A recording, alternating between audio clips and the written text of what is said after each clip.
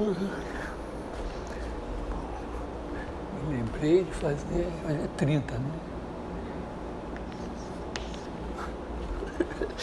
Deixei pronto. Assim, minha ideia hoje é fazer a ideia da recíproca do lema de Poincaré, que é o lema que eu chamo de lema de Voltaire-Cartan, que também é conhecido como lema de Poincaré. Mas a questão, né, vamos dizer, a gente tem o teorema de Stokes, tem as coisas que a gente já sabe, então tem o teorema fundamental do cálculo, né, são dois. Um é que diz que se você tem a derivada integrável, então a integral da derivada em AB é f de B menos f de A. E o outro é que diz que se a função é contínua, ela é derivada de alguém.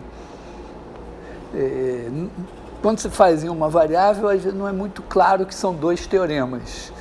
Mas para nós agora é bem claro, porque um é o teorema de Stokes e o outro é a questão se dá, vamos dizer, a questão, dado um campo de vetores, será que ele é conservativo?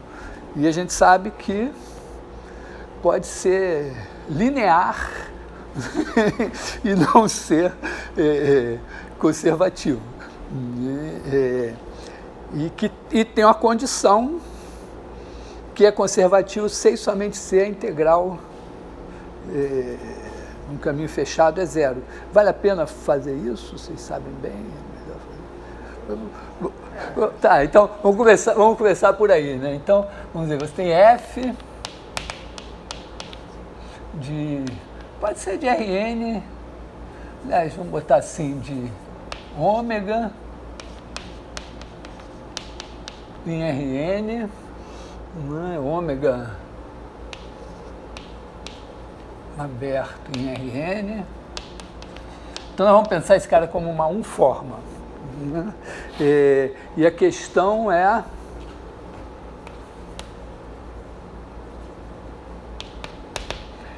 existe U de ômega em R tal que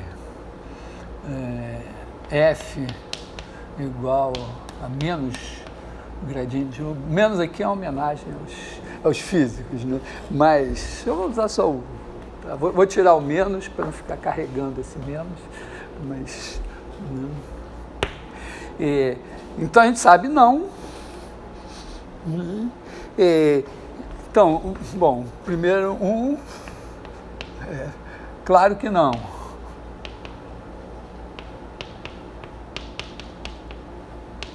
Você acha lá facilmente exemplos que não satisfazem. Aí você tem duas coisas, né?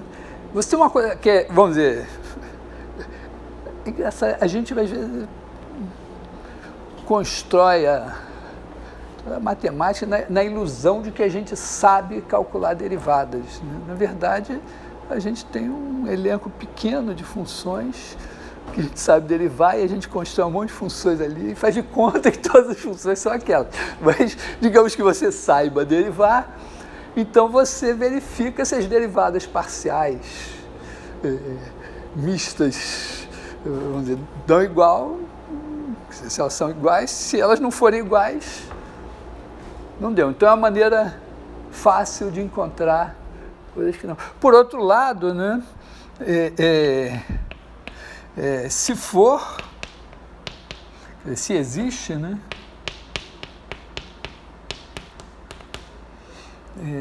então, se você pegar aqui A e B em ômega, dizer aqui C0 e C1, integral sobre C1 de F é igual a integral sobre C0 de F. O interessante é que essa condição é suficiente. É mais, vamos dizer, é mais operacional você dizer que a condição é que a integral de f sobre qualquer cadeia fechada é zero. Né? Tá? Quer dizer, bordo de C igual a zero implica integral sobre C de f igual a zero. E se essa condição é satisfeita, você consegue construir o potencial. Tem uma construção muito explícita, né? Você tem aqui o ômega, que vamos supor aberto, conexo, para simplificar minha vida. Então você pega aqui o ômega, fixa um ponto A e vão construir a U dizendo U de A igual a quanto eu quiser, zero, por exemplo. E aí você pega um B, se é aberto é conexo por caminhos, e se é conexo por caminhos, é aberto conexo por caminhos, é aberto conexo por caminhos sem infinito, ou pelo menos, vamos dizer, caminhos C1 por partes, é relativamente fácil você fazer, né? Tá? Então, vamos dizer, você pode construir algum caminho aqui, vamos dizer, constrói uma cadeia cujo bordo, basicamente, é B menos A. E aí você diz, bom, então isso aqui é C, e você diz U de B é igual a integral sobre C da forma...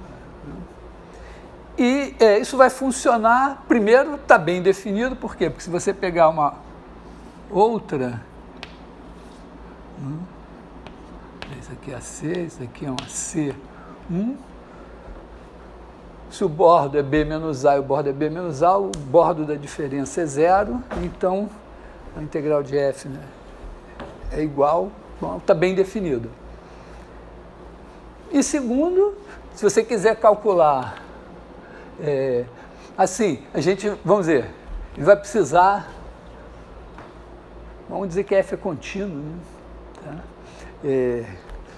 Tá? Vamos supor assim, C0. Por quê? Porque se você quiser derivada, então, du de x i em B vai ser igual limite quando quando h tende a zero, de U1 sobre H, U de B mais HEI menos U de B. E isso você pode fazer assim, né? Você está aqui no B, aqui você faz B mais H é I, e, bom, você tem alguma coisa que chegou aqui em B, aí você acrescenta esse cara daqui e você chegou aqui. Então, isso daqui sempre você pode escrever como integral de, quer dizer, 1 sobre H, integral de 0 a H, de U de B mais T é I, menos U de B, U não, né? F de menos F de B. Na verdade, aqui, né, é escalar é I dt. Né? E, bom, se a F é contínua, né, isso daqui vai tender para F de B escalar é I. Então, a gente tem derivadas parciais contínuas, tem a função contínua, derivadas parciais contínuas, então ela é diferenciável e você tem a sua U. Tá? Então tem uma construção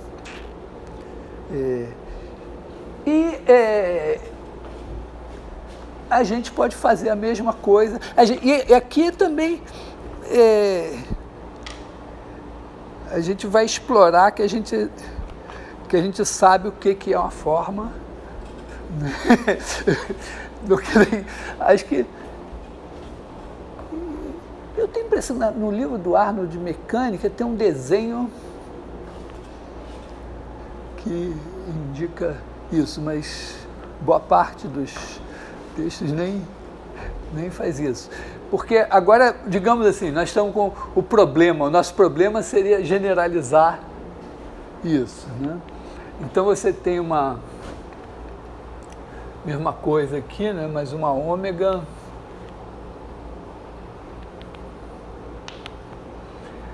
sei lá, vamos fazer na variedade, deve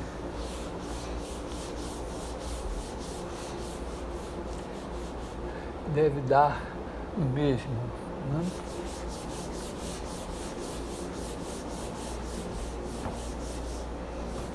Então, digamos que nós estamos aqui na variedade e temos uma ômega, uma K-forma em M. Bom,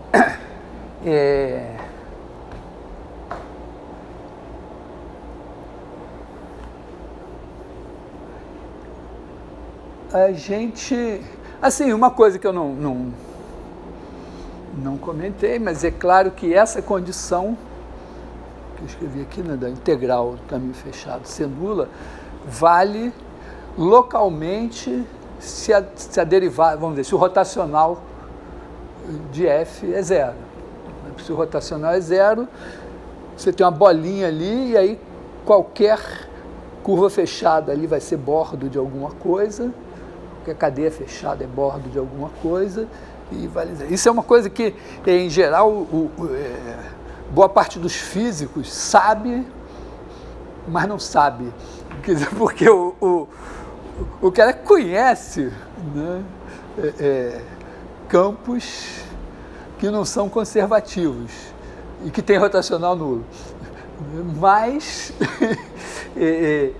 ele tende a dizer que se o campo tem rotacional nulo, então ele é conservativo. Ele não é conservativo, ele é localmente conservativo. Então, a ideia aqui, né, vamos dizer, é fazer a mesma coisa supondo que d ômega é zero e procurar uma... vamos supor assim, que a forma em E e d ômega igual a zero. Aí tem um problema, né? Porque, claro, você é um campo de vetores ou uma forma, você está procurando aquela cuja derivada exterior ela é uma função está definida em pontos. E aqui a forma, como é que você vai definir a sua forma num ponto, a forma que você está procurando? Então a primeira coisa é dizer, não, peraí, mas uma forma é uma... Eu estou procurando né, eu quero... A questão é, existe eta, K-1 forma tal que...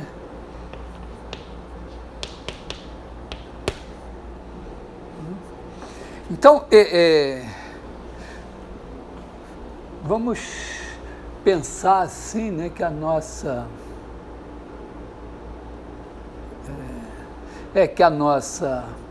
ômega é uma 2 forma. Vou fazer o nosso desenho, uma 2 forma em R3, e nós estamos procurando uma 1 forma.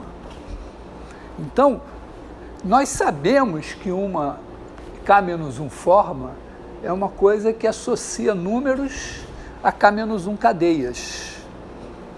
que basicamente, quer dizer, você tem que poder, cada K-1 bloco, associar a ele um número de alguma maneira que funcione. Ou pensando assim, quer dizer, K igual a 2, né?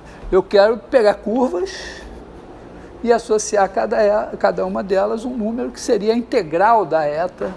Né? Quer dizer, minha questão vamos dizer, objetivo. Em vez de procurar definir d eta pontualmente, eu vou querer definir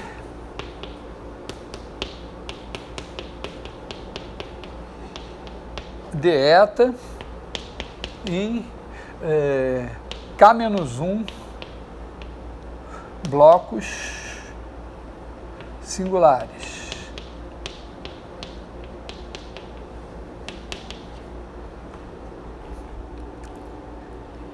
Então,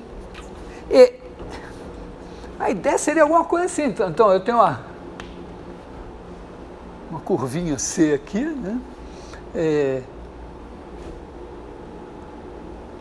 Bom, como é que eu poderia ter alguma curvinha C0 aqui assim e dizer, bom, C0 é a minha curva de base e aí eu vou até a C assim. Eu posso complicar um pouco menos escolhendo a C0 degenerada num ponto e fazer alguma coisa assim, então, né? Tenho aqui a minha curva C e aí pegar aqui um ponto A e construir uma coisa assim. Né? Então, sei lá, construiria uma coisa assim. Né? E repara, eu poderia dizer que a integral de eta sobre C integral sobre C de eta é igual à integral sobre bordo de C de ômega.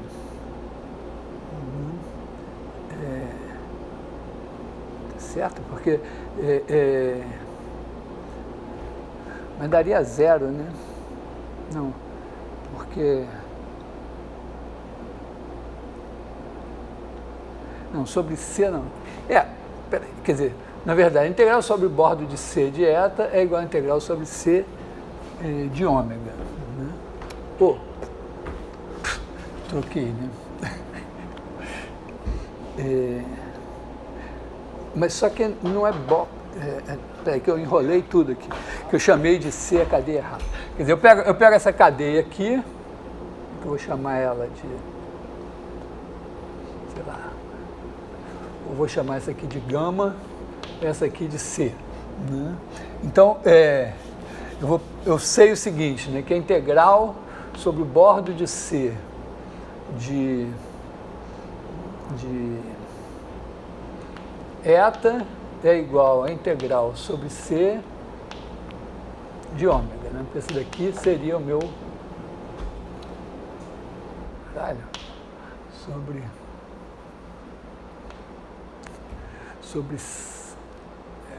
não, tá certo. Não, tá certo, porque essa daqui é a 2, agora é a 2 forma, né? É a 2 cadeia, né? Tá?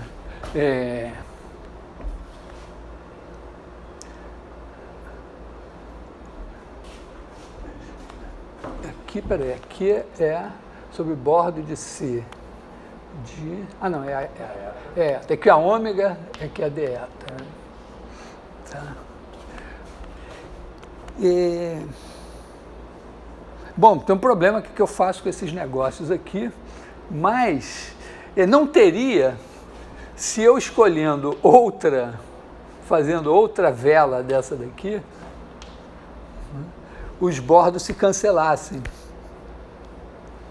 Entendeu? Porque aí eu podia incorporar essa parte aqui que sei lá o que é, mas isso aqui não, vamos dizer, eu já arbitrei um 0 aqui, mas acontece que eles não se cancelam, quer dizer, eu faço, eu boto esse mastro aqui, aí eu tenho uma vela aqui, outra vela aqui, e elas estão soltas ao vento.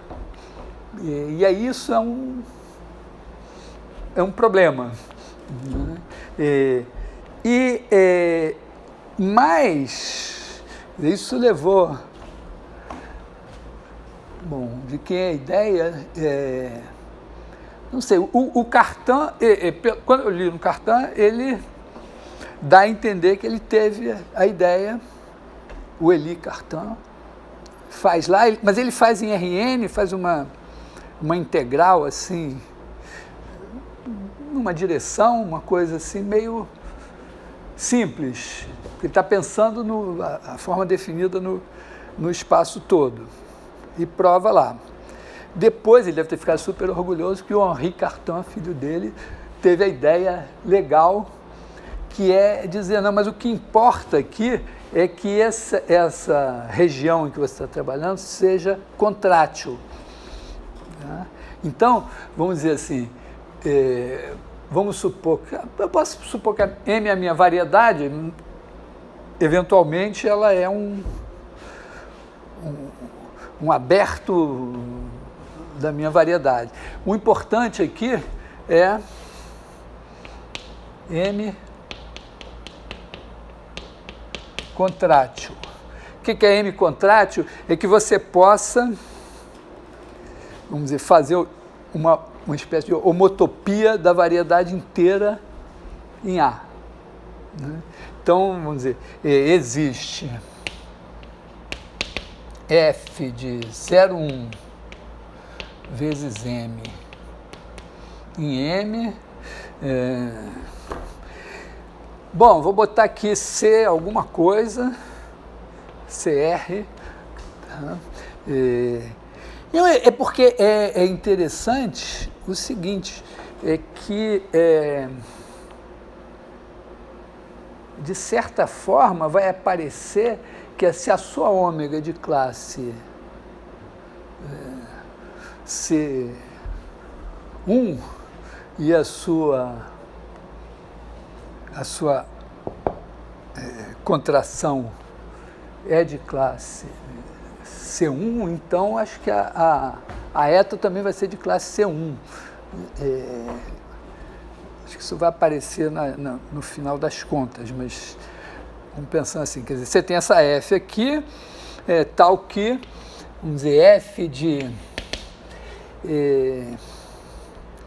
eu acho que eu vou botar F de 1, x igual a x para todo x, e F de 0, x igual a para todo x. Então ela vai chupar. Tá? E em RN, né, convexo tem essa propriedade, e estrelado é o caso mais simples, que você puxa tudo pelos segmentos de reta. Então os estrelados são, em particular, as bolas satisfazem isso daqui. Porque aí, ó, você pode chupar a sua C para cá. E na hora que você chupar, você vai ter isso aqui bem definido. Quer dizer, você vai escolher essa F aqui, acho que eu vou chamar de H, porque ela tem um nome de... Essa H, ela define para cada curva uma superfície dada por aquela curva. Então, em vez de você dizer, não, eu vou escolher qualquer coisa que faça isso aqui, eu escolho uma coisa que está bem fixada. E aí eu não tenho mais esse problema. Então, eu vou... então, está aqui A, está aqui a minha C, e aí eu tenho esse negócio daqui, eu não sei como é que... Eu dei um nome, eu acho que é C índice H, eu acho que eu uso H maiúsculo. Vou botar H maiúsculo aqui também, que é tradicional, mais da... Vou botar aqui o C índice H, que vai ser essa superfície aqui que nós temos que definir. Mas a ideia é que nós vamos definir a integral sobre C de eta é igual a integral sobre C índice H de ômega. E a ideia, vamos dizer, por que deve dar certo, né? O C índice H deve ter como bordo isso aqui. E aí imagina que eu tenho aqui um ponto X e eu tenho... Estou tentando calcular a derivada de eta em X. Então eu vou fazer um bloco singular assim e vou calcular a integral aqui no bordo desse bloco. E dividir por B e tal, né? Mas repara que eu vou ter uma pirâmidezinha aqui, né? E, se Deus quiser, os bordos aqui vão todos se cancelar e eu vou ficar com isso. E aí eu vou ter, vamos chamar isso aqui de C, né? Então a integral sobre C, vamos dizer, C aqui é o bordo de alguém, né?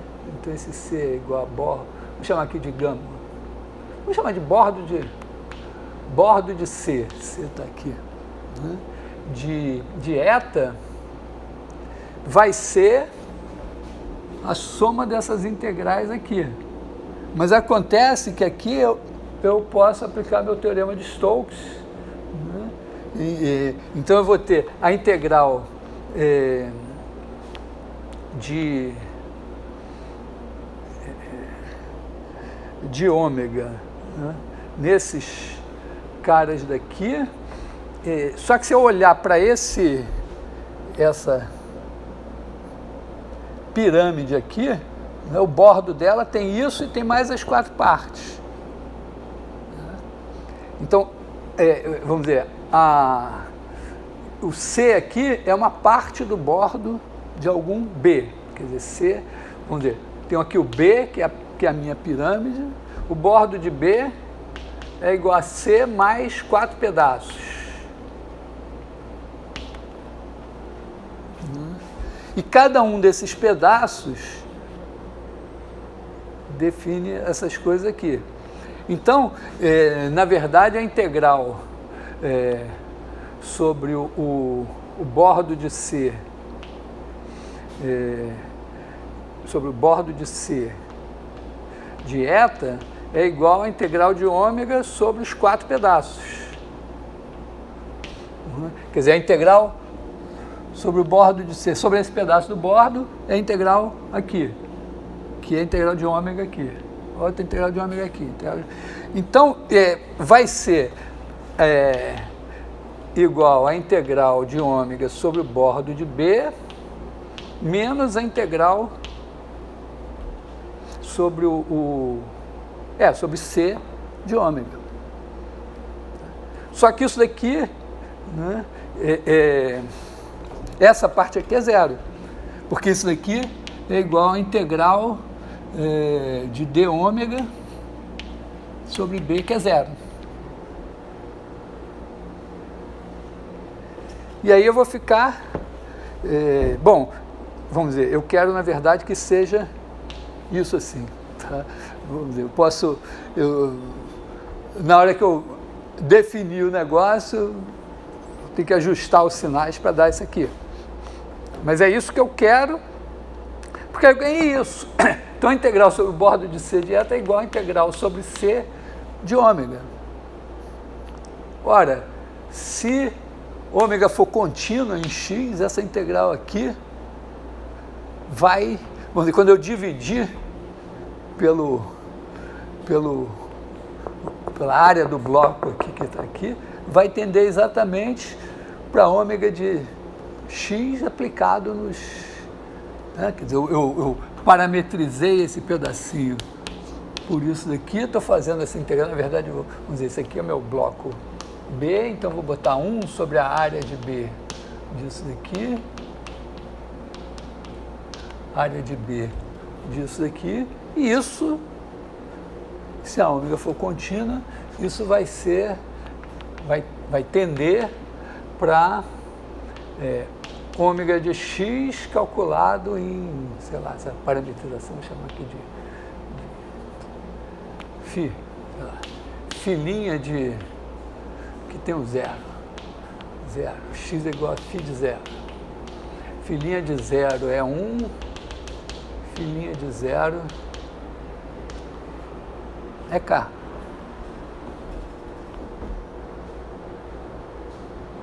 Não?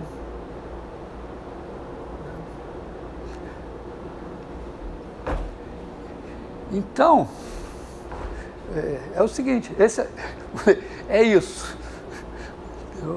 É isso, só precisa que Deus nos ajude aqui na hora do bordo. Mas tem que funcionar e não precisa, vamos ver, em princípio vai funcionar sem a gente calcular nenhuma derivada. Mas vai nos dar uma fórmula integral para essa eta daqui, porque vai ser essa integral aqui. Então, no fim, a gente vai ter uma fórmula que pode definir a nossa eta pontualmente. Então, quer dizer, o que a gente quer, vamos dizer, o CH, né, vamos dizer, C é uma função de um bloco B em M. Tá? É um bloco singular. A gente só vai fazer, porque se a gente definir para cada bloco singular, a gente só precisa dos blocos singulares para saber a derivada. Então, se der a derivada certo, beleza. Então, C de B em M. CH deve ser uma coisa de 0, 1 vezes B em M, que vai pegar aqui um S, T, esse aqui tem K,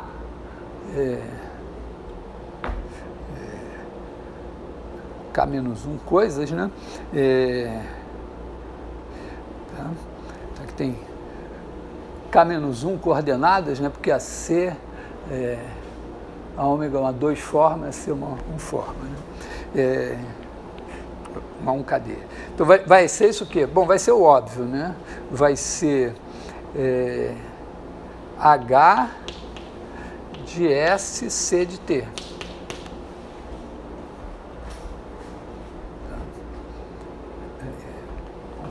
Não tem outra maneira de pensar como é que vai definir isso. Então, é isso, né? Puxou o cara aqui no 0 vai estar aqui, no 1 vai estar aqui. Estou fazendo, vamos dizer, assim, quer dizer, eu só sei a ideia, certo? Eu não fiz as contas. Eu vou me atrever a tentar andar um pouco mais com as contas, mas vamos dizer, essa ideia e isso tem que dar certo, senão Deus não existe. Eu sempre digo, isso não me compromete em acreditar em Deus, mas me compromete dizendo, não pode ser uma trivialidade provar que Deus não existe. Certo?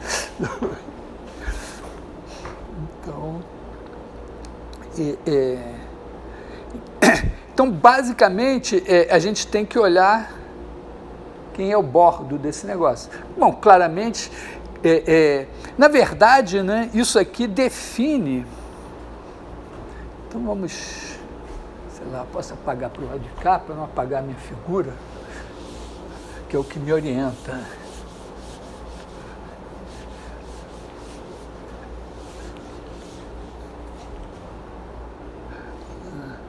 A geometria é a luz na escuridão. Então, na verdade, né, isso é uma coisa geral, né? Tá certo? Quer dizer, você tem essa H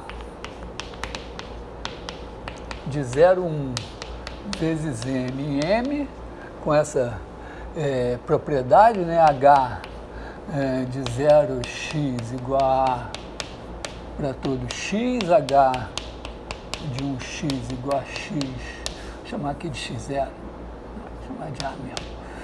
X para todo x. E aí a gente pode definir uma aplicação das K-1 cadeias nas K cadeias, para qualquer K. Né? Então, você tem as K cadeias, K-1 cadeias em CK de M, que você vai pegar a cadeia C e vai levar em C índice H, que vai ser definido assim. Né? Tem um detalhe, né?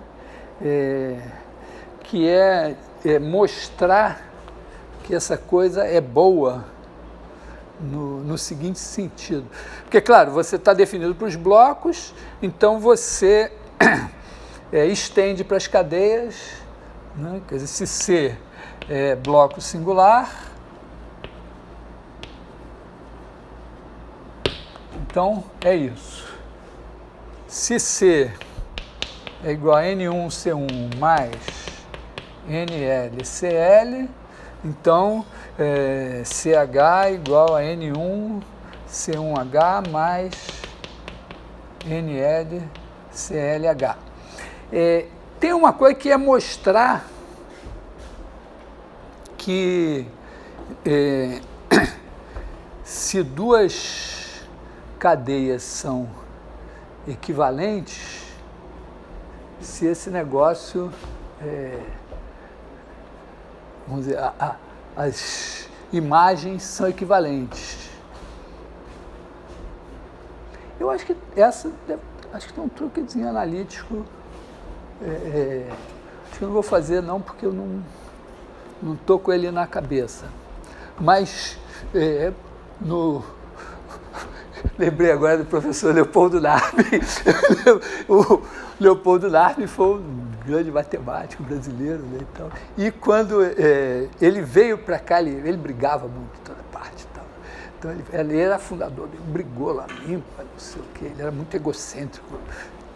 E aí ele fez concurso para cá, eu assistia o concurso dele, estava no primeiro período, acho, no primeiro ano. E quando chegou no curso de análise, ele foi dar o curso de análise. E na álgebra 1 usava-se um livro dele, de introdução à álgebra.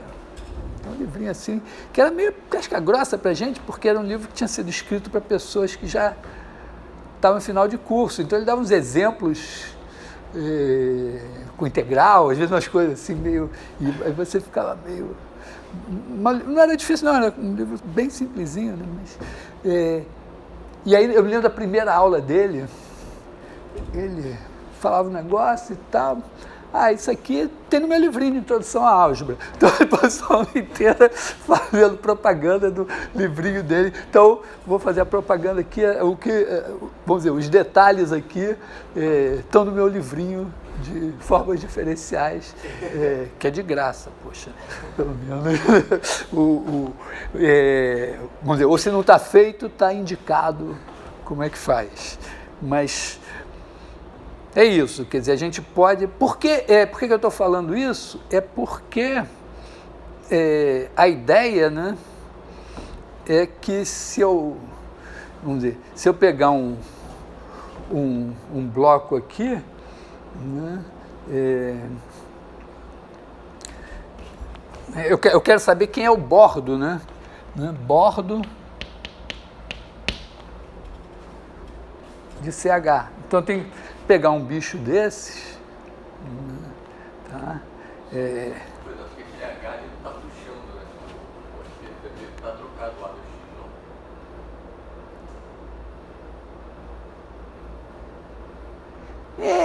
Mas eu não sei. Não sei porque, para mim eu penso assim, pode ser que esteja ruim na hora de... Quer dizer, isso vai impactar na hora da definição, na hora da fórmula, né? Mas é que de alguma maneira, porque aqui eu quero no 1, Eu quero esse positivo. Eu acho que não sei, alguma coisa me faz pensar que vai ser assim, mas seria o caso de trocar um sinal depois, em alguma hora. Então, é isso aqui. Eu tenho que ver quem é o bordo desse cara. Intuitivamente, né, a ideia, mais ou menos o que eu espero, né, é que se eu tenho a C, aqui assim, né, então eu vou, vamos dizer, H me puxa para um ponto, né. Isso, aliás, nem precisaria, né? Essa hipótese aqui é desnecessária para essa ideia. Quer dizer, toda vez que você tiver uma função assim, né, que pode ser, por exemplo, você tem um fluxo e ela está carregando as coisas. Então, você tem uma coisa K-dimensional, K-1 dimensional aqui, ela é transportada e ela deixa um rastro que é K-dimensional. E está bem no espírito da nossa primeira demonstração do Teorema de Stokes. Que o Élie Cartan, eu entendi essa demonstração, porque tem uma fórmula do Élie Cartan que tem que eu botei ali de passagem, não vai usar para grande coisa, mas é a ideia do Teorema de Stokes. O capítulo chama até, a derivada de Lie, tem uma coisa chamada derivada de Lie e a fórmula de Élie.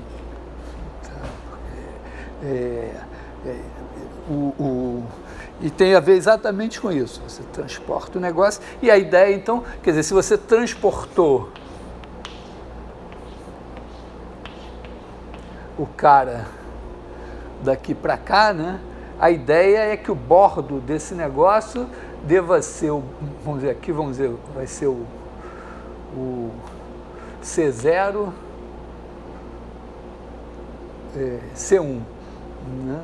Então, e esse negócio daqui é o C. Então, o bordo de C deveria ser o bordo de C1 menos o bordo de C0 e mais ou menos, né,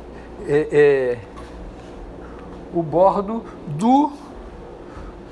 da superfície que você obtém transportando cada uma dessas aqui. Né?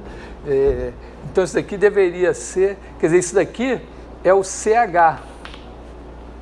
Né? CH seria que você construiu assim. Então, deveria ter isso daqui, mais ou menos, né, o bordo de, aliás, o bordo de C0, H, que são esses 4 pedaços aqui.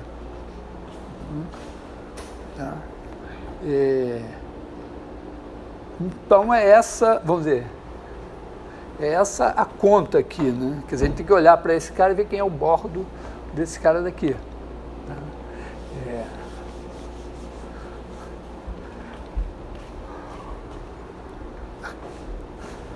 Então, quem é o bordo de CH? Bom, vai ser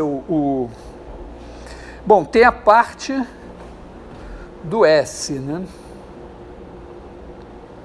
Então, tem a parte com S igual a 0 e com S igual a 1. Então, vai ser H com S igual a 1, você tem a coisa que vai ser H de 1, C de T. Né? E com 0 você tem menos H de 0, C de T. E agora mais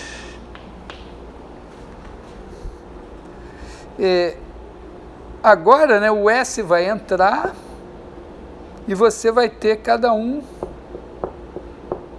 dos caras aqui fixados, né, que vão ser os caras... cada vez que você fixar um cara, você tem uma face do bordo de C. Né? Só que, repara, ela era a face I com, vamos dizer, na altura J igual a 0, na J igual a 1 ou J igual a 0. Só que aqui ela vai ser, né, a face I mais 1. Porque você tem mais uma, entendeu? Vamos dizer, a iésima coordenada T, aqui você tem K menos 1 coordenadas T. Com o S você tem K coordenadas. Então a segunda coordenada T é a terceira coordenada porque tem o S na frente. Então todas vão sair multiplicadas por menos 1. Então aqui na verdade então você vai ter menos, né, H, na verdade, né, menos o quê? Cada vez que você fixar um cara daqui, você está fazendo vamos dizer, justamente transportando uma, pegando essa daqui e incluindo a variável S aqui.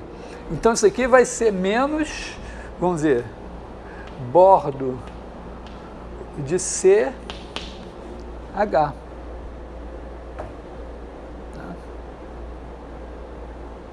Porque, vamos dizer, fixa aqui a variável T2. Então você fixou a variável T2. Então você agora tem as variáveis S, T1, T3. Então a variável T2 que você fixou aqui é a terceira daqui. Então na hora de você fazer o sinal do bordo, você tem somatório de menos 1 elevado a I mais J, mas o seu I agora é I mais 1. Então todo mundo vai trocar de sinal. Então é isso aqui. Então a fórmula fica uma coisa assim, né? Bordo de CH mais bordo de CH igual a H1, H de 1, vou botar assim C só, né? Menos H de 0C. Então vou escrever aqui, né? Vou deixar aqui bordo de CH mais,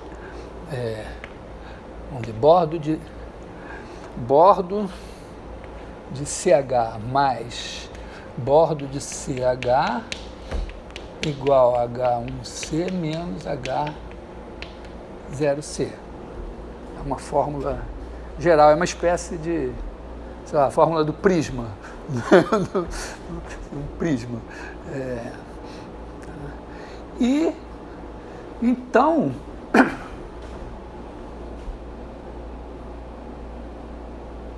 bom, vai ser isso. Quando você pegar agora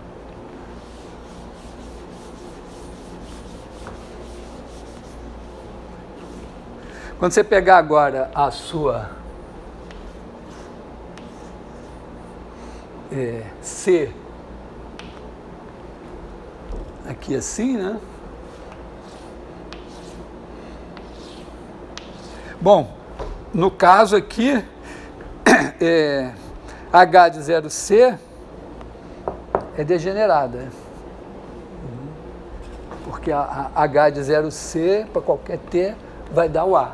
Então esse cara daqui vai morrer. Mas vai morrer nesse caso que a gente construiu assim, mas num caso geral, né? Porque na derivada de Lie é isso, você tem um campo de vetores e você tem o fluxo do campo de vetores e você transporta pelo fluxo e faz a mesma coisa. E você vai basicamente trabalhar com isso aqui. Tá? Então, ficamos assim. Então agora a gente vai fazer a integral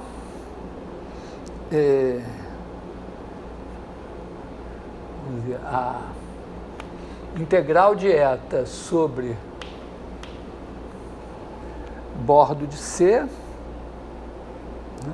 Pela nossa definição, é igual a integral sobre bordo de CH de ômega. Né? Quer dizer, o bordo de C, por exemplo, tem essa curvinha aqui, aí o bordo de CH é isso aqui. Aí eu integro a ômega aqui. cada uma.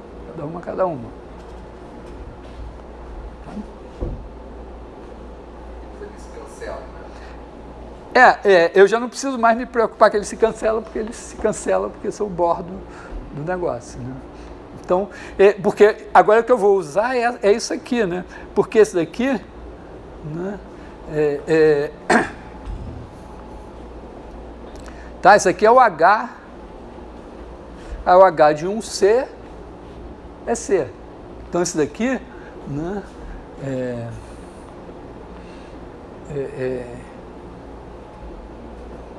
Tá certo. Tá? E então eu tenho bordo de CH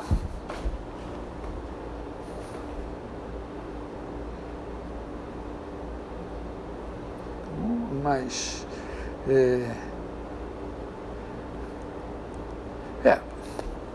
bordo de CH é igual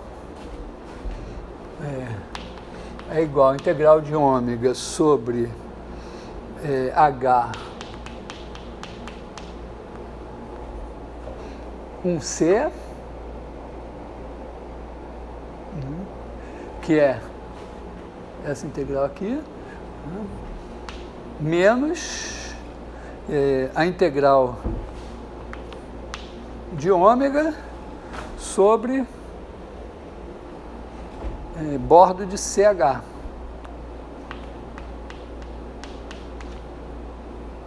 Essa daqui, d ômega é zero. Então, a ômega satisfazendo as condições suficientes para o teorema de Stokes.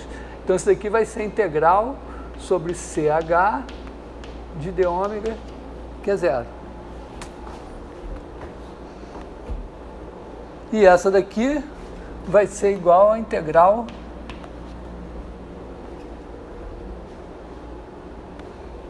então a integral da minha eta aqui é igual à integral da ômega aqui. Então, moralmente, vamos dizer, a derivada, né, isso também está na cabeça, né, que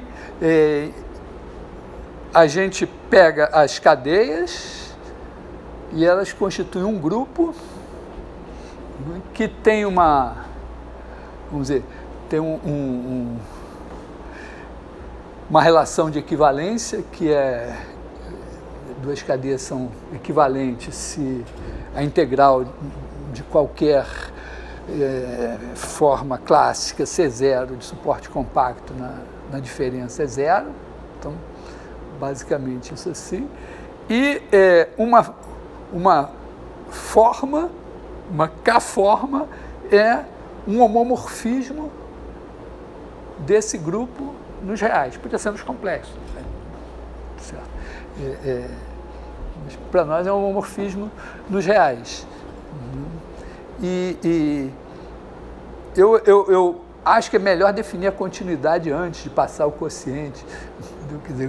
A continuidade é aquela que quando dois blocos estão próximos, as integrais estão próximas. Então, moralmente, né, dada a forma ômega, a forma eta, cuja derivada exterior é ômega, ela tem que ser definida, tem que ser se a ômega é uma K-forma, ela tem que ser alguma coisa que eu defina nas K-1 cadeias, que é o que eu acabei de fazer. E aqui agora é isso, quer dizer, a gente tem que só dividir vamos dizer, pensar essa C de B em M, né, e dizer que 1 sobre a medida de B, a integral sobre C de ômega, isso aqui vai ser igual à integral sobre B de ômega de C de T, C' de T é 1, C' de T é K, é K-1, né? dt, 1 sobre a medida de B, Agora, quando B tende para,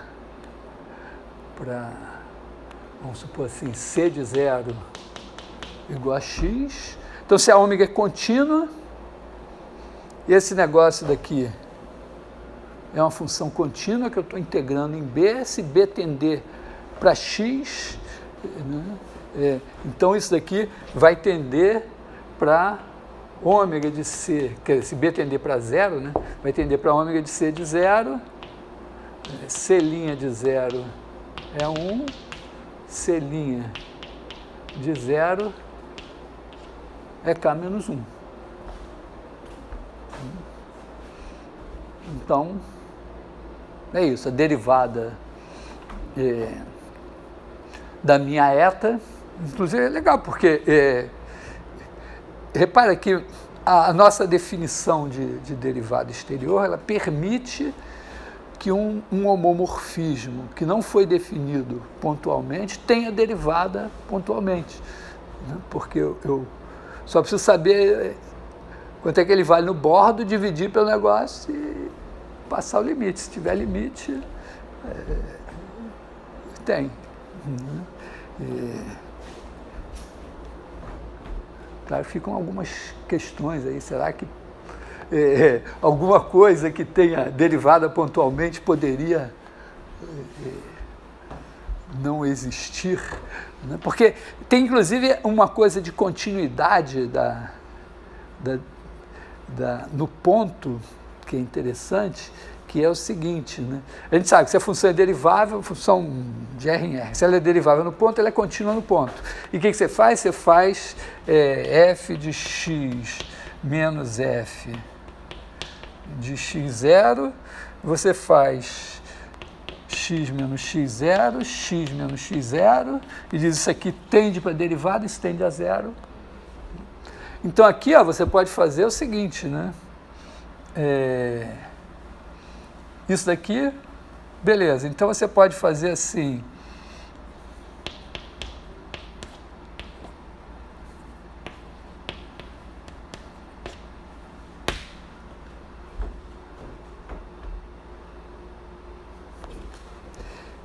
se B tender a x regularmente, então a medida de B sobre a medida do bordo de B tende a 0. Então você ganhou que se tem derivada exterior, não é só o óbvio, que é que, vamos dizer, se você pega um bloquinho tendendo a x, integra no bordo do bloquinho, a integral no bordo do bloquinho tende a 0.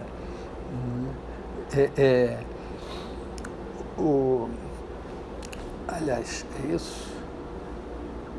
Aliás, desculpa, aqui eu estou, vamos dizer, eu estou, na verdade, pensando no bordo lá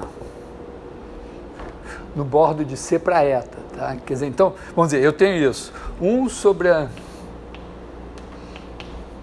medida de B, integral sobre o bordo de B, de alguma coisa, estende a alguma coisa. Então, se eu multiplicar aqui pela medida de B e dividir pela medida do bordo de B, se isso tende para alguma coisa, como isso tende a 0, o produto tende a 0. Então, se eu, em vez de dividir por aqui, eu dividir por isso aqui, tende a 0. Então, você tem uma continuidade no ponto, que seria dizer, ó, a integral aqui, dividido pela medida do bordo, ainda tende a 0. O que em R não diz muita coisa, porque você vai fazer f de B menos f de A, e a medida do bordo aqui é 2. Então você vai dividir por 2, 2 não tende a 0, não tem graça. Mas aqui começa a ter graça, tem alguma coisa que eu não explorei o suficiente, mas tá aí, né? Bom, então temos isso. Agora vamos ver, a próxima coisa é dizer, bom, mas então essa fórmula nos dá a fórmula de eta. Quer dizer, porque eu defini a eta por uma integral. Então, deixa eu ver aqui, o que isso dá, né? porque eu disse que a minha eta, vamos dizer, a minha ômega, eu nem fiz conta nenhuma, mas eu posso dizer que a minha eta, então, a eta de... que é eta de x em V1 VK. Né?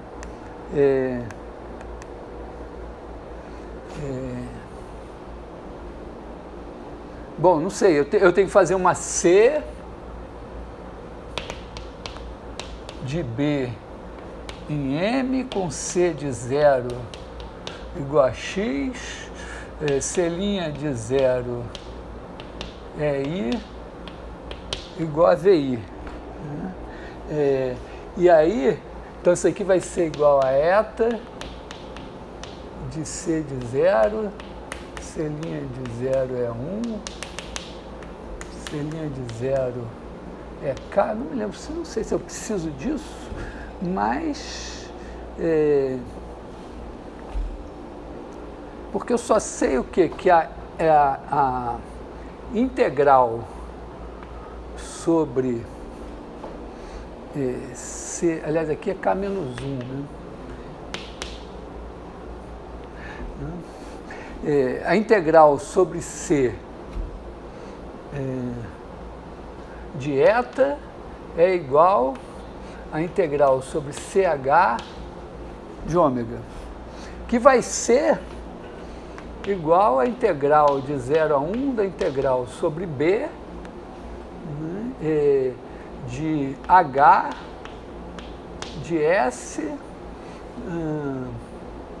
C de T aplicado em, bom, quem são os caras aqui? Deve ser bom, vai ser E1, que é o daqui, né? Aliás, E1 não, né? E1.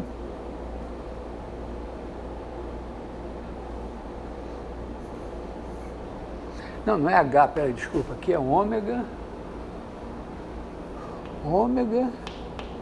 de H desses caras daqui, né?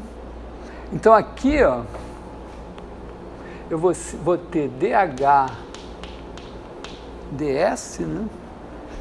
Que é o primeiro. Aliás, aqui é o tá certo isso. DH ds e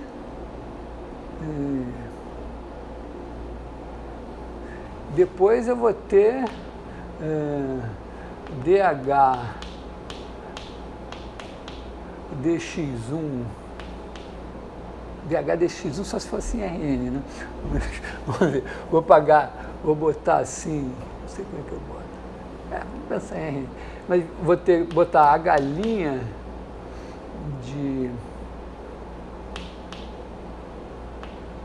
de SC de T, C' de T é 1, H' de SC, quer dizer, aqui é DH,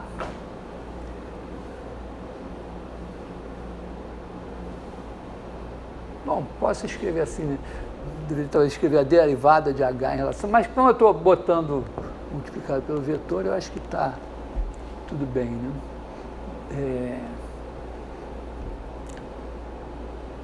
Aqui eu teria que botar DH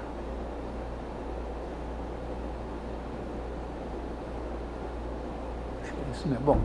Bom, K menos 1. Será que é essa fórmula mesmo?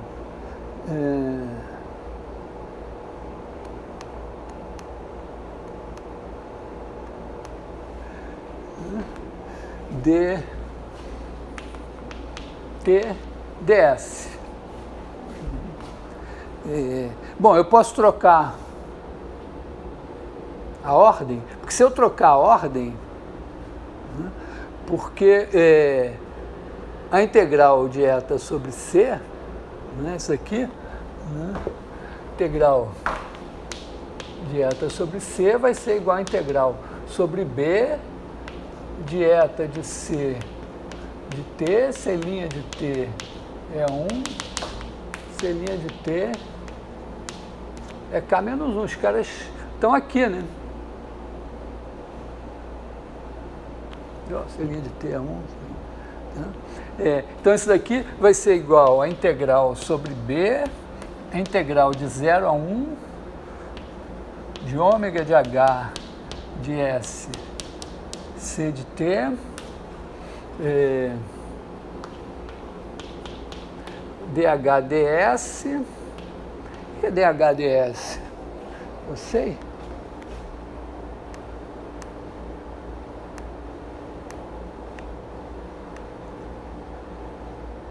Acho que não. Bom, dH ds, aqui eu vou ter H' de S, C de T. Aqui, ó, o meu V1 até VK menos 1. V1, H' de S, C de T. Aqui faltou o C' e tal. Então, VK menos 1. Agora aqui é ds, dt. Tem que ver se esse negócio aqui é uma forma... Bom, acho que sim, né? Porque ômega é K linear alternada. Então, se eu trocar a ordem de 2 vezes nessa história, como todos estão transformados pela mesma transformação linear, que é a derivada aqui, vai trocar o sinal. Então, a menos de eu ter errado alguma besteira enorme aqui, né? Eta de x em V1 VK menos 1 é igual a integral, né? Porque se para essa integral valer para todo B, isso aqui é o eta, né? Então, a integral de 0 a 1 de ômega de H de S, C de T,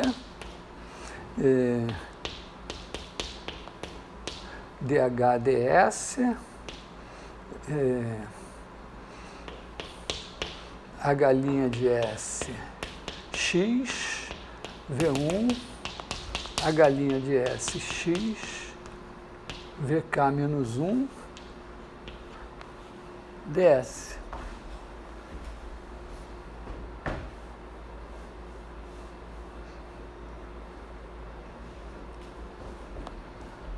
Então, assim, não garanto que a fórmula seja exatamente essa, mas se não for essa, é por aí, entendeu?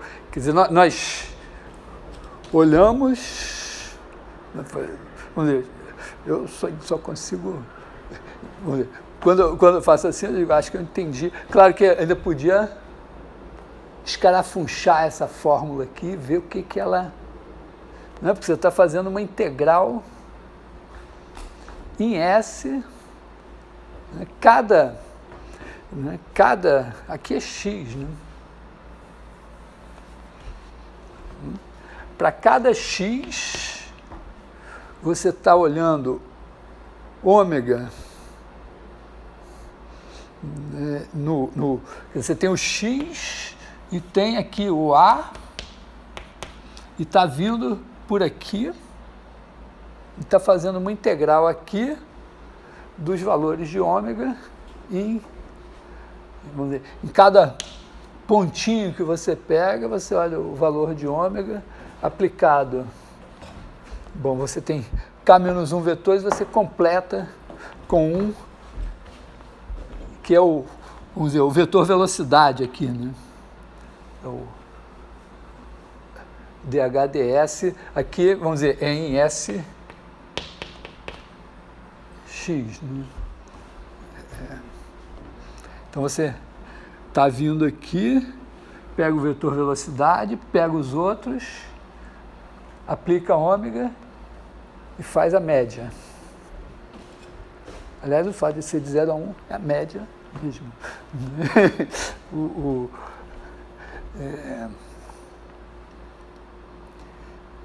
Mas isso, vamos dizer, essa fórmula aqui, tá certo, daria para você dizer, vai adivinhar lá com as ferramentas das derivadas na mão. Mas o que a gente fez foi dizer, não, isso tem que ser isso. É isso aqui. Agora vamos ver qual a fórmula que deu essa. Tá? Então, isso daí vamos dizer, o instrumento básico para os teoremas de de Rham, porque você está dizendo que se d ômega é zero, então localmente ômega é derivada de alguém. Então, vamos dizer, supor que você tem d ômega igual a zero, agora você vai montar. É claro que, agora, detalhe, né? A condição do teorema de de Rham para a forma ômega ser derivada de alguém global é que a integral de ômega sobre os bordos seja zero. É a mesma condição do caso lá dos campos de vetor, que engloba a integral de ômega sobre os bordos ser zero, tem como consequência imediata que d ômega é zero. Então, na verdade, você nem precisaria, vamos dizer, nesse lema aqui, bom, você está dizendo que o d ômega zero aqui implica em ser derivada de alguém, mas no final das contas, né, vamos dizer,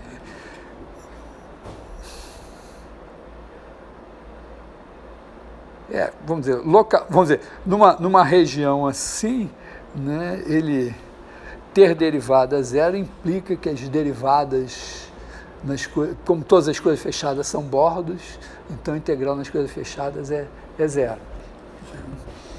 Mas, então você vai ter, vamos dizer, você vai ter essa condição, d ômega é zero, mas não é só isso. A ômega você integra sobre qualquer coisa fechada, sobre qualquer coisa fechada, dá zero. Aí você tem uma primitiva local em cada lugar. Quer dizer, a ideia é que você vai montar a sua eta com essas primitivas locais, e existe uma maneira de montar que encaixa e que vai garantir o fato de que a integral sobre as cadeias fechadas é zero. Mas não é muito óbvia. Essa demonstração que eu encaminho no meu livrinho de introdução à álgebra é uma demonstração que você diz, olha, então o teorema vale, vamos dizer, nas bolas, ou então qualquer aberto que seja diffeomorfo a uma bola, está valendo, né? E aí você consegue dizer, não, mas se vale num aberto que é diffeomorfo a uma bola e no outro, então também, vamos dizer, se vale nesse, e a interseção bonitinha e tal, vale na união. Se não tiver interseção, beleza, vale na união. Aí você pode unir você pode unir uma quantidade finita e dizer, se eu unir uma quantidade finita de bolotas, vale.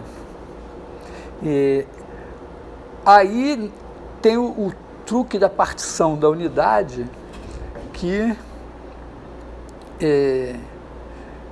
você escreve, né, a sua variedade como, vamos dizer, é uma coisa meio assim, né? Cascas assim, aí você tem 1, 2, 3, e a 1 e a 3, a 1, 3, 5 e tal são todas disjuntas, a 2, a 4, a 6, etc. são disjuntas. Então você escreve a sua variedade como união de dois abertos, cada um deles é uma união de coisas assim, cada uma dessas aqui é uma união finita de bolas. Então o teorema vai valer em cada uma dessas. Aí como elas são disjuntas, vai valer na união. Então agora você tem dois abertos e o teorema de De Haen vale num, vale no outro, a sua variedade é união dos dois. E na interseção, a interseção aqui também é boa, é uma união finita de bolas. E aí você diz, ó, então nessas condições eu posso dizer que o teorema vale. Fica uma coisa meio, tem passagens ali meio algébrica e tal, que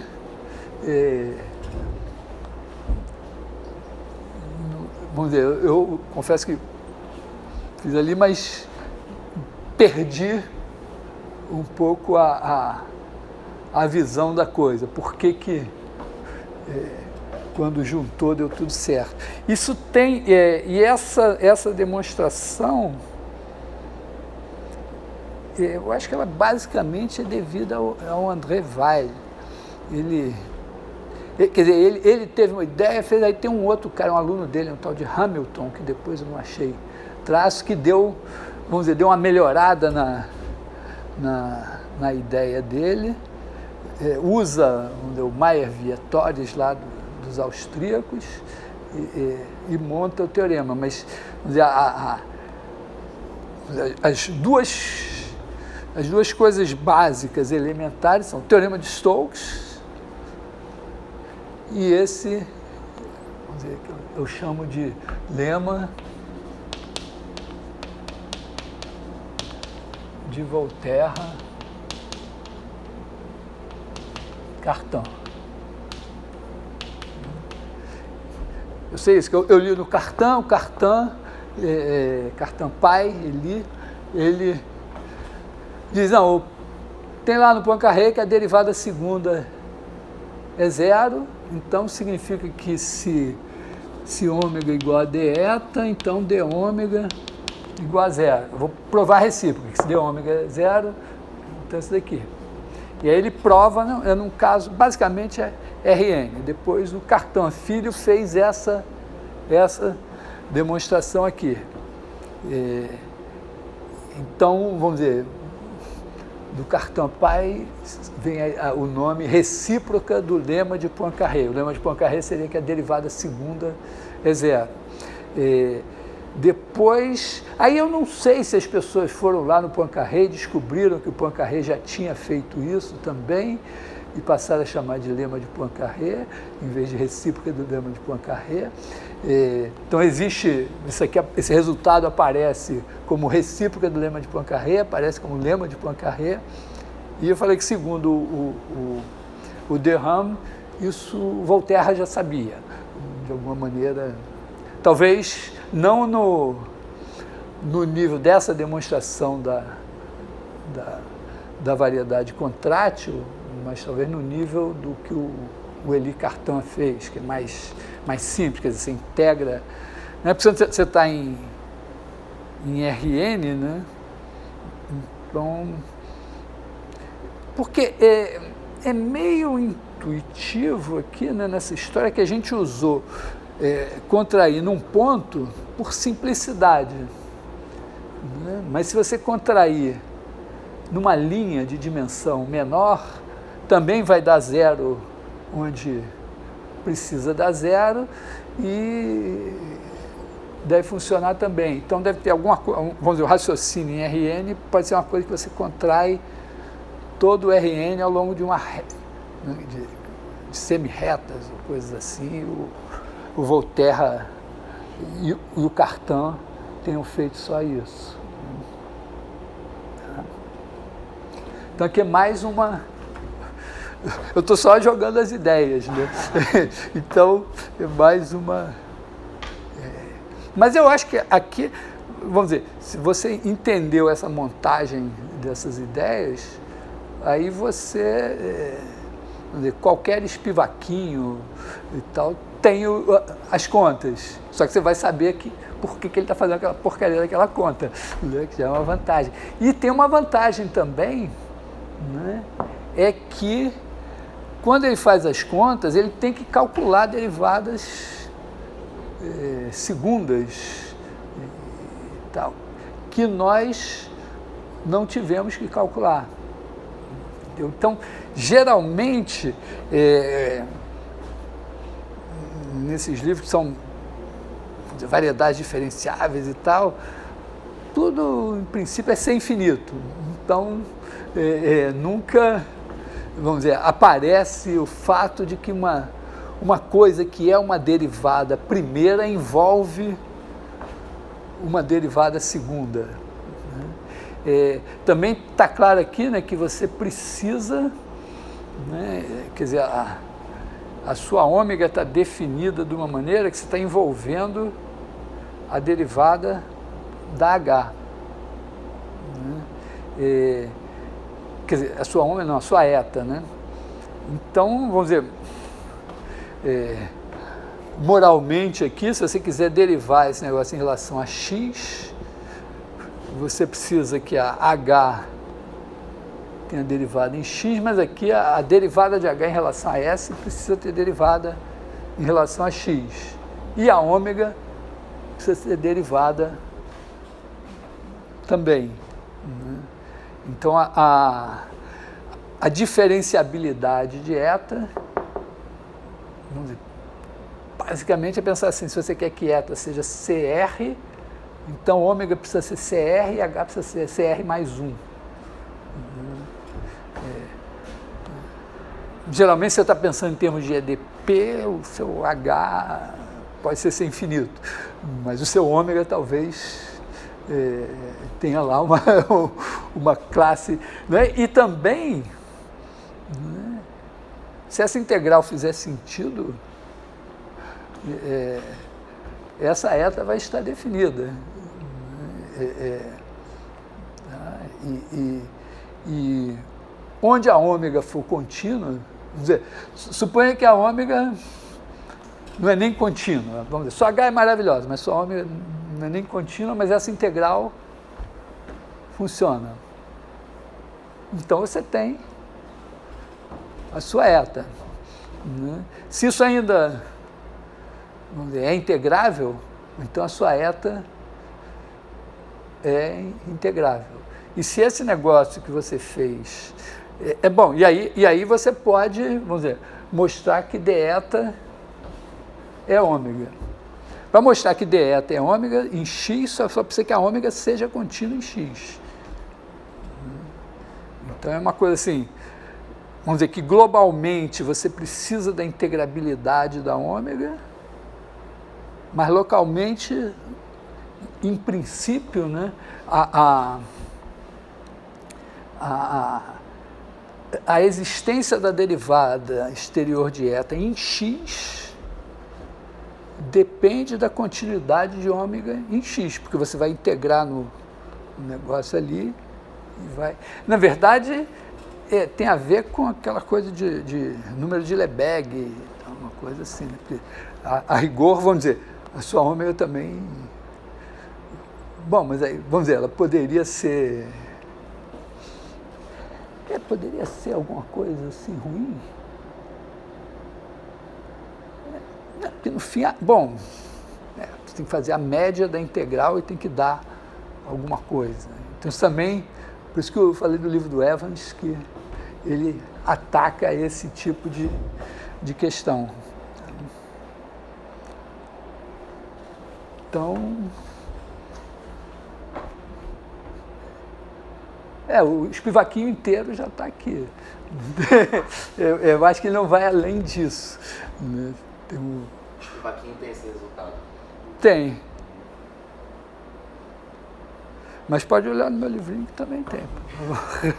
Não, mas lá você vai encontrar, não assim, você vai encontrar calculando as derivadas lá pela fórmula de derivação. Que vamos dizer, é um exercício a fazer também. Quer dizer, que você chegou aqui, agora supõe que a ômega tem derivada. Então, faz a conta aí.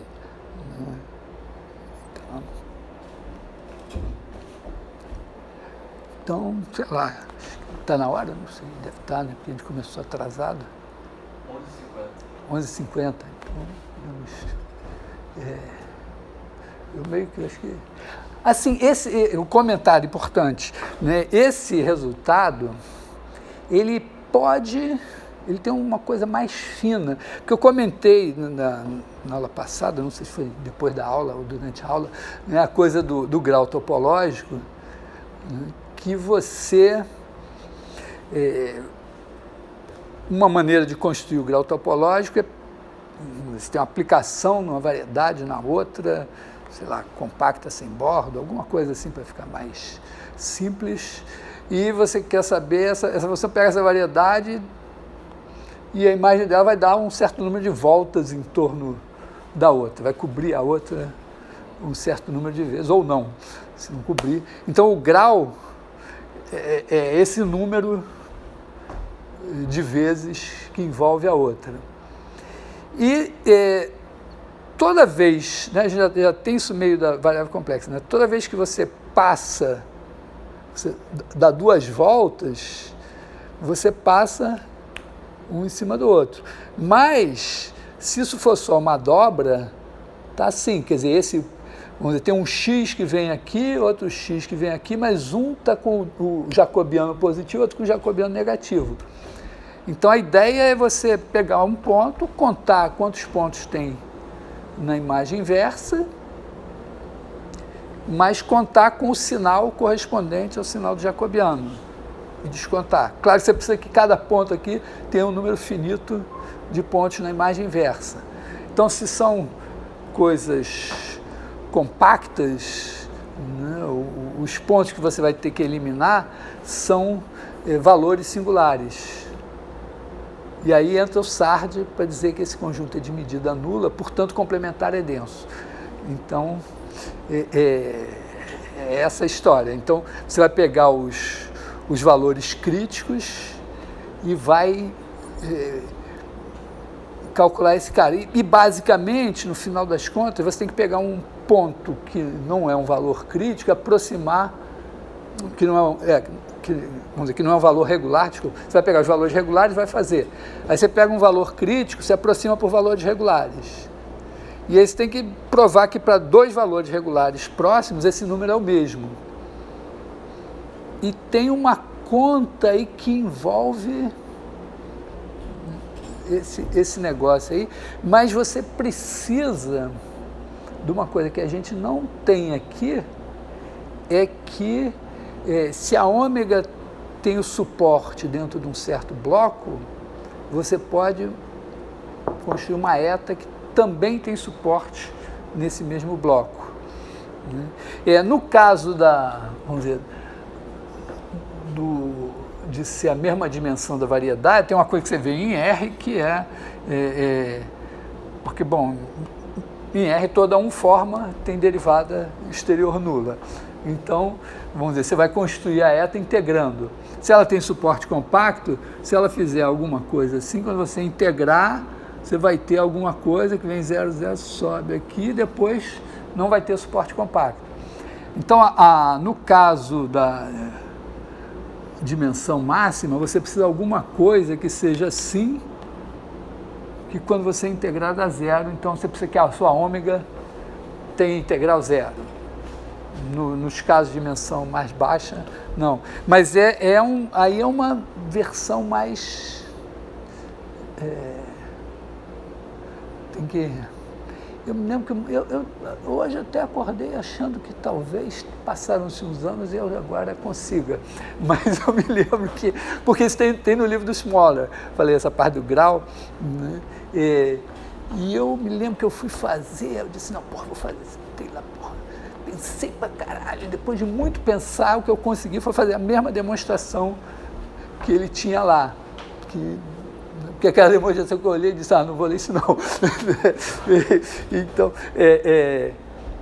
mas talvez dê para ter que é uma coisa que você faz por indução e tal, mas vamos dizer, então eu botei também no meu livrinho de introdução à álgebra, versão 1, 2, 3, acho que eu acho que tem uma versão normal assim, aí tem uma que você pega suporte de ômega num semi-espaço, e aí você consegue suporte de eta no mesmo semi-espaço.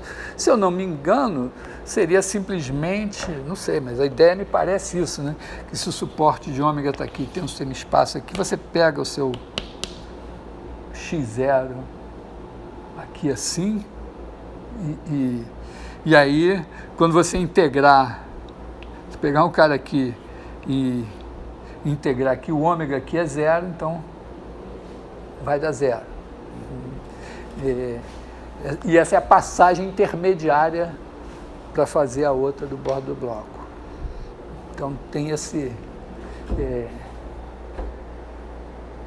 eu tenho feito também no negócio, mas aí ela está ali para ser usada mais à frente no grau topológico. Vamos dizer, estou animado assim que a gente vai fazer as 3 vertentes. Grau topológico deve ser algum aquecimento, né? E depois DRAM, estou pensando que o Bernardo vai fazer o DRAM, né? Porque é só, vamos dizer, não tem, garantido que não tem EDP na coisa assim, e o Pedro vai fazer o ROD, né? Mas, vamos dizer, a gente vamos dizer, vai ficar encarregado, mas a gente vai ter que todo mundo aprender esse negócio, né? Com a expectativa de que o grau topológico saia uma coisa meio fácil, né? E que a expectativa é que o ROD saia daquela ideia que eu falei com menos sofrimento em termos de EDP. Eu acho que eu tenho, vamos dizer, tem essa expectativa. Pode ser que não, mas tudo bem, né? O cara faz EDP, ele tem que saber isso. Inclusive, saber essas coisas, porque boa parte dos caras que fazem EDP é ignorante. Não sabe topologia algébrica, não sabe... Vamos dizer, uma boa parte não sabe nem direito que é uma derivada exterior, uma forma. E aí você ganha a sua vida fazendo lá as equações em dimensão espacial 1, ou um pouco mais e tal. Se vira lá com rotacional, divergência e tudo bem. Mas acho que não, coisa... Uma vez que eu estava em Trieste, que foi era um evento lá, e teve uma palestra no fim de um cara mais assim, e ele falou de umas coisas de relatividade, não sei o que e tal, e eu falei, porra, não entendi porra nenhuma. Aí eu vi na hora da saída assim, que o pessoal também estava... Aí alguém estava conversando com o Matano, que era um japonês bom, assim, de repente tinha dado palestra, aí o cara perguntou para ele, ele disse, não entendi nada, não. Eu senti que assim, o pessoal ali fazia física clássica do século XIX e relatividade estava fora do radar. Então, por exemplo, fazer o curso do Francesco pode ser um diferencial também. Entender essas coisas todas aí é um diferencial também. Para quem faz geometria, tem que saber isso, tem que saber relatividade, senão não dá. Tá? Então... A demonstração do ROD, a demonstração original, passa mesmo por esse maquinário pesadão todo de EDP? Eu não olhei. Eu acho que sim.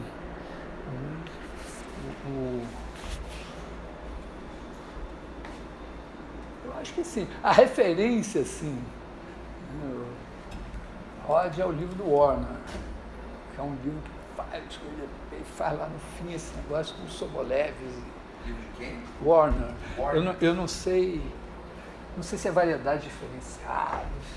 Só sei que é o Warner. Mas eu pensaria assim, tentar ler o Derram, porque eu me toquei com o Derram tão...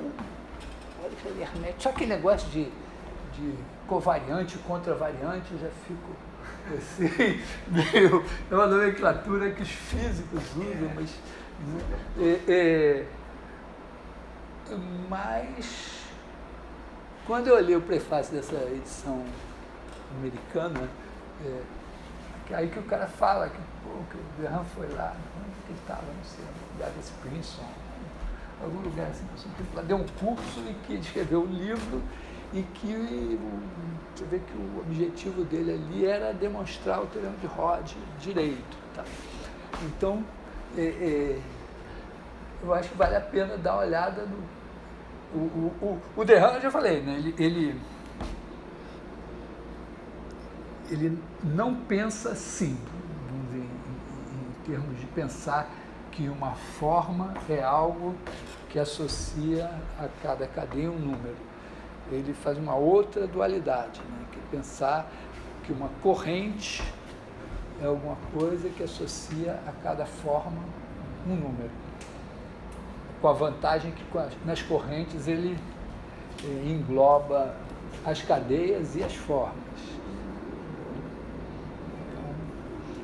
Mas, no fim, eu acho que no frigir dos ovos ele tem que resolver um laplaciano de U igual a F. Uma coisa assim. Então é isso.